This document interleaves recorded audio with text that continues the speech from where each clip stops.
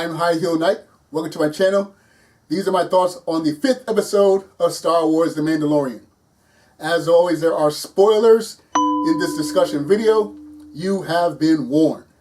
Starting off with what I enjoyed about this episode, it opened with that cool space battle, and I didn't even realize I was missing space battles in this series. I mean, it's Star Wars, so yeah, we should get some things happening in space with some action as opposed to just traveling from planet to planet to planet. So I enjoyed that little brief space battle in this Star Wars series. Another thing I enjoyed was the mechanic telling Mandalorian, hey, you can't just leave an infant unattended. You know, that's ridiculous. It's a baby. You gotta take care of it. You gotta be responsible for it. Especially since, we, the canon doesn't know, but we, the audience, know, and definitely the Mandalorian knows, that Baby Yoda has a tendency to wander off on his own. You put it in a room, you put it in what you think is a safe place, and then you walk off, and the next thing you know, you turn around and there's Baby Yoda right next to you, like he's some type of adorable Jason Voorhees. So yeah, I'm sure Mandalorian didn't get a lot of child care lessons while he was growing up in his clan, but he should know better than to leave, infants completely unattended. So yeah, if you're going to be responsible for this child, you need to be responsible for this child. And what I loved most about this episode is that the Mandalorian handled things pretty much all on his own. In the previous discussion videos, I mentioned how that I like that the Mandalorian isn't some ultra super badass that never needs saving and never needs help.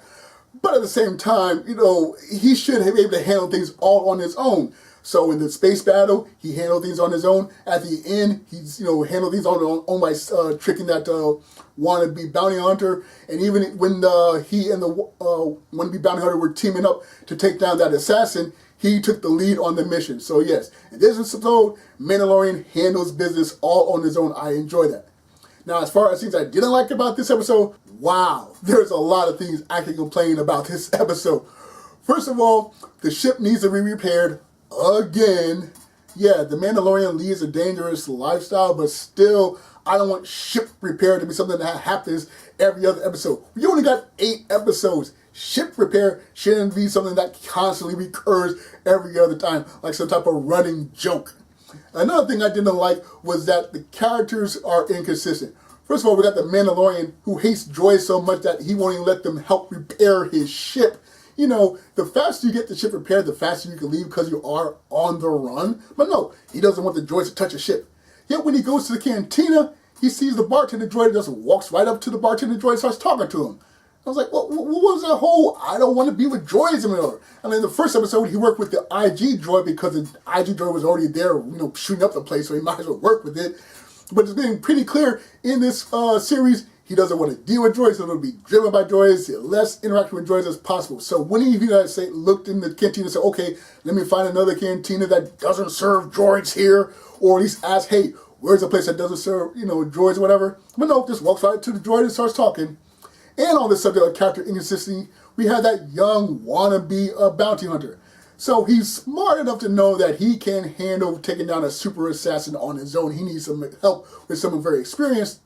But then later on, he tries to take down the Mandalorian by himself. It's like, if he's smart enough to know that he can't handle level 7, what makes him think he can handle level 10? The bigger the bounty, the bigger the danger. So you got this kid who's smart in one moment and then a fool the next. Just ridiculous. But what really frustrates me about this episode is that it doesn't progress anything.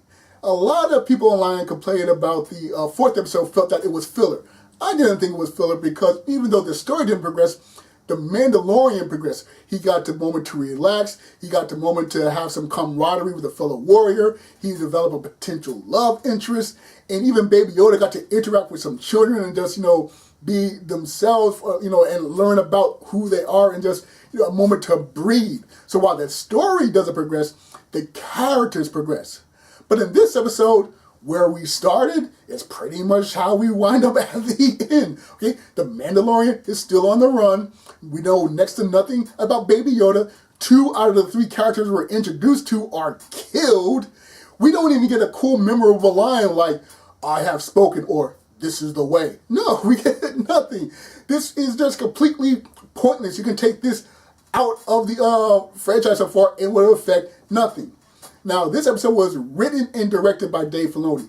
Dave Filoni directed the first episode, but episodes 1 through 4 were all written by Jon Favreau. So maybe because this is just his episode, they say, hey, I just want to do something completely on my own that won't mess up the story that whatever Jon Favreau has in mind.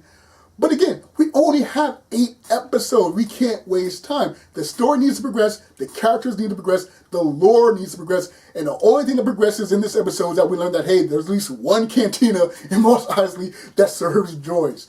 So yeah, the next episode, that's going to have a guest writer. Jon Favreau's not going to come out until episode 7 and 8. So is episode 6, is that going to be another throwaway?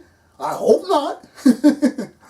So bottom line, with this 5th episode, I'm still enjoying the franchise, and there are some cool moments in this episode, but overall, waste of time. No progression, nothing new, nothing truly memorable, standalone, shouldn't be happening when you only have 8 episodes.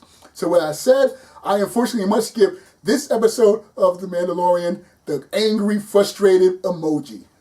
Okay, so that's what I thought of the episode. I would love to know what you think of the program. Be sure to share whatever comments you like in the comment section. Be sure to like, share, and subscribe, or dislike, share, and subscribe. Once again, I'm High Heel Knight. Thank you for watching, and remember, find inspiration everywhere.